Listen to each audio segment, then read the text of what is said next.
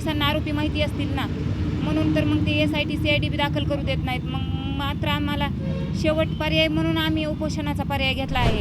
एक minute sir, अशी घोषणा केली होती त्याप्रमाणे आज तुम्ही उपोषणाला बसलाय. या दरम्यान तुम्हाला काही सांगण्यात आलं होतं का? कोणाशी चर्चा झाली होती का? अथवा या आंदोलनासंदर्भात कोणाशी काही बोलणं झालं होतं का? नाही, आंदोलनाशिवाय विषय कोणाशी बोलणं झालं नाही. हे माझाच निर्णय होता की मी उपोषण करणार. का तर माझ्या पतीला आता 16 महिने उलटून गेले तरी आम्हाला न्यायाची काहीच भूमिका नाही आहे. आणि आम्हाला SIT CIDसाठी आम्ही उपोषणाचा मार्ग निवडला आहे. तो आपण अनेक वेळा मागणी केली होती, सरकारकडे केली होती किंवा की आमच्या प्रकरणामध्ये CID असेल किंवा SIT दाखल करा. हो, केली होती, पण त्यात काहीच आम्हाला अद्याप काहीच त्यांचा निर्णय आला नाही. मग आम्हाला जोपर्यंत SIT CID दाखल होत नाही तोपर्यंत आज आम्ही उठणारच नव्हतो. या संदर्भात खरं तर पुनर्तपासाला सुरुवात झालेली आहे. म्हणजे मागच्या 2-3 आठवड्यापूर्वीच स्थानिक गुन्हे शाखेचे जे यापूर्वीचे LCBचे प्रमुख होते ते याचा तपास करतायत आणि असं कळतं की तो तपाससुद्धा वेगानं होत आहे. त्याची काही तुम्हाला माहिती मिळते का?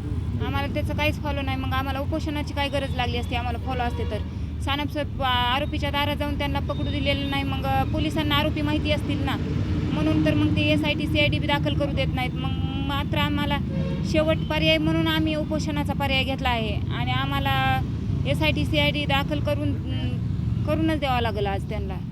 पण या संदर्भामध्ये सुरेश धस असतील अथवा सुप्रिया सुळे असतील ते कायम तुमच्या संपर्कात आहेत. अगदी तुम्ही जी मागणी करताय हीच मागणी परवा मुख्यमंत्र्यांकडे स्वतः सुरेश धस यांनी सुद्धा केलेली आहे. तर त्यांच्याशी सोबत तुमचं काही बोलणं झालं का, सुप्रिया सुळे किंवा सुरेश धस यांच्यासोबत? हां, ताईंनी दसाहेबांनी सांगितलं होतं की उपोषण थोडंसं स्थगित करून नंतर करा.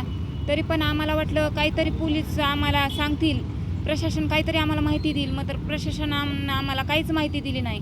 मग शेवटचा टोकाचा निर्णय म्हणजे आम्ही हे उपोषणाचा घेतलेला आहे. आजचं तुमचं अल्टिमेटम होतं. काही पोलीस अधीक्षकांसोबत काही बोलणं झालं का तुमच्या उपोषणासंदर्भात काही? नाही, काहीच नाही. पोलिस तर आम्हाला पहिल्यापासून ते जे चोरमुले सर आहे ज्यांच्याकडे तपास दिलता आपल्या साहेबांनी, नवनीत कावत साहेबांनी, तेच 10 दिवस झालं म्हणजे रजेवर आहेत. मग आम्हाला तपास कोण सांगणार? साबळे सर त्यांच्या पद्धतीने करीत आहेत. मग तर आम्हाला त्यातून काहीच न्यायाची काहीच भूमिका नाही ना. किती दिवस आम्ही वाट बघायची? आता 1.5 वर्ष उलटून गेलेत ना. मग आता किती दिवस आम्ही न्यायासाठी वाट बघायची? चला प्रशासन देईल न्याय म्हणून आम्ही बसलात त्यांच्या आशेवर. मग तर प्रशासनाने इतकी आमची दिशाभूल केली, आम्हाला वाटलंच नाही ना असं प्रशासन आमच्यासाठी धोकाबाजी निघल म्हणून. मग आता शेवटची भूमिका तर आमची उपोषणाची आहे. यात तर त्यांना मान्यच करावं लागेल. पण प्रशासन कुणी तुमच्याशी संपर्क केला होता का? नाही, प्रशासनाचा आमचा कुणाचाच संबंध नाही. आम्ही एक सामान्य आदमी, तर आमच्यासोबत कोण प्रशासन हे करणार?